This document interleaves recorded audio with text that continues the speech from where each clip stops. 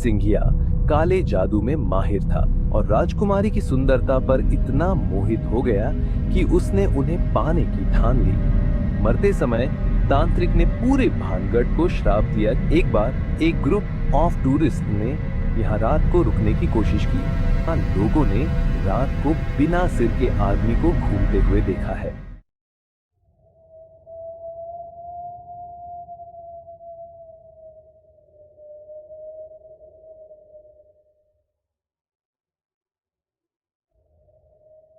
क्या आप जानते हैं, हमारे 98% दर्शक वीडियो देखते हैं लेकिन सब्सक्राइब नहीं करते।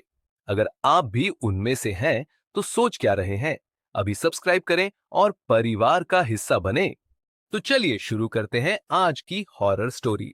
राजस्थान के अलवर जिले में एक जगह है जहां रात को रुकना मना है। एक जगह जो इतनी भयावह है कि वहां जाने की हिम्मत सिर्फ कुछ लोग ही करते हैं। भानगढ़ किला, एक श्रापित किला जहां हर कोने में सिर्फ एक ही चीज सुनाई देती है, खामोशी का शोर। पर क्या आप जानते हैं इस किले के पीछे का सच क्या है? आज हम आपको लेकर जाएंगे उस कहानी की तरफ जो इस किले के सिर पर श्राप बनकर मंडरा रही है। और आखिर में आप खुद फैसला करेंगे, क्या ये सच में श्रापित है या सिर्फ एक अफवाह। तो दोस्तों, आपको तैयार होना होगा एक ऐसे सफर के लिए जो आपकी रातों की नींद उड़ा देगा। शुरू करते हैं। भानगढ़ किले का निर्माण 16वीं सदी में राजा भगवंत दास ने अपने छोटे बेटे माधो सिंह के लिए करवाया था। ये किला राजस्थान के अरावली पहाड़ों के बीच बसा था और एक समय में बेहद समृद्ध और खूबसूरत नगर का केंद्र था। पर इसी समृद्धि और शांति पर एक काले श्राप का साया पड़ गया। इस श्राप की कहानी शुरू होती है राजकुमारी रत्नावती से। रत्नावती राजा छत्र सिंह की पुत्री थी और अपनी अद्वितीय सुंदरता और बुद्धिमत्ता के लिए दूर दूर तक प्रसिद्ध थी। उनकी सुंदरता को देखकर न जाने कितने राजकुमार उनके हाथ मांगने के लिए तैयार थे। लेकिन उनकी इस सुंदरता ने एक अंधकारमय अध्याय को जन्म दिया। कहते हैं कि एक दिन राजकुमारी रत्नावती बाजार में गई थी। वहीं एक तांत्रिक जिसका नाम सिंघिया था ने उन्हें देखा।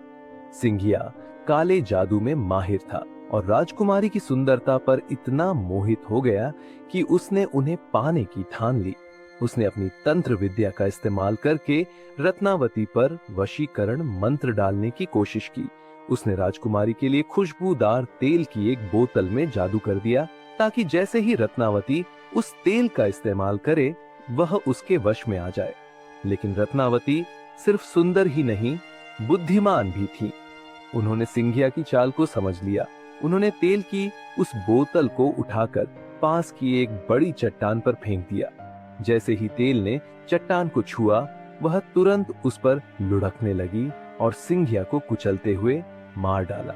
मरते समय तांत्रिक ने पूरे भानगढ़ को श्राप दिया कि यह किला और इसका नगर कभी खुश नहीं रह पाएंगे। वह श्रापित भूमि बन जाएगी और यहाँ रहने वाले सभी लोग मारे जाएंगे। यही श्राप भानगढ़ के विनाश का कारण बना। उसके बाद कहते हैं कि भानगढ़ किले और आसपास की भूमि पर एक भयानक त्रासदी आई।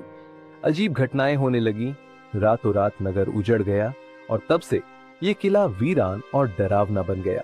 लेकिन क्या यह सिर्फ एक कहानी है या इस श्राप का सच आज भी इस जगह को घेरे हुए है? क्या आप सोच सकते हैं, एक श्राप जो पूरी जगह को वीरान कर दे। कहते हैं कि यहाँ जो भी रात में रुकता है वो वापस जिंदा नहीं लौटता। पर क्या ये सच है? यहाँ के लोगों का कहना है कि रात के समय यहाँ अजीब चीजें होती हैं।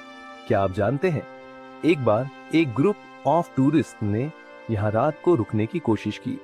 कहते हैं कि उन्होंने बिल्डिंग के अंदर कदम रखा ही था कि उनका सामना एक औरत की परछाई से हुआ जो उनका पीछा कर रही थी। अगले दिन सुबह उनका बस एक बैग मिला और ग्रुप का कोई पता नहीं चला। और ये सिर्फ एक कहानी नहीं है।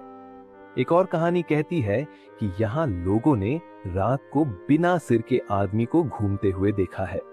लोग ये भी कहते हैं कि यहाँ रात को औरतों के चिल्लाने की आवाज सुनाई देती है।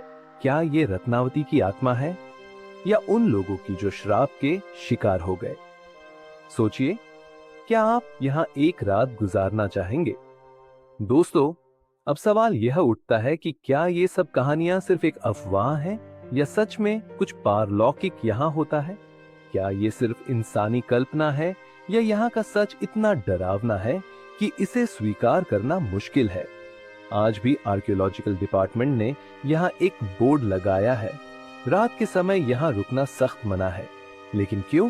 क्या ये सिर्फ एक सावधानी है या एक छुपी हुई चेतावनी? हो सकता है कि इसका जवाब कभी न मिले, पर एक बात तो पक्की है, भानगढ़ किला अपने साथ एक ऐसी कहानी रखता है जो हमेशा लोगों के दिल और दिमाग में डर के बीज बोएगी। लेकिन यह सिर्फ एक श्रापित किले की कहानी है। अगर आपको लगता है कि यह डरावना था, तो सोचिए, पूरे भारत में ऐसे कितने गांव हैं जो पूरी तरह वीरान हैं और जिन्हें भूतिया कहा जाता है। अगर आप यह जानना चाहते हैं तो अभी हमारे चैनल पर दूसरा वीडियो देखिए, जिसमें हम बात करते हैं भारत के सबसे भूतिया गांवों के बारे में। उसका लिंक आपको स्क्रीन पर मिल जाएगा। चैनल को सब्सक्राइब करें, वीडियो को लाइक करें और अपने दोस्तों के साथ शेयर करें। तो दोस्तों, अगली बार फिर मिलते हैं एक और स्पाइन चिलिंग कहानी के साथ। तब तक रात को संभल के और सपनों में भी।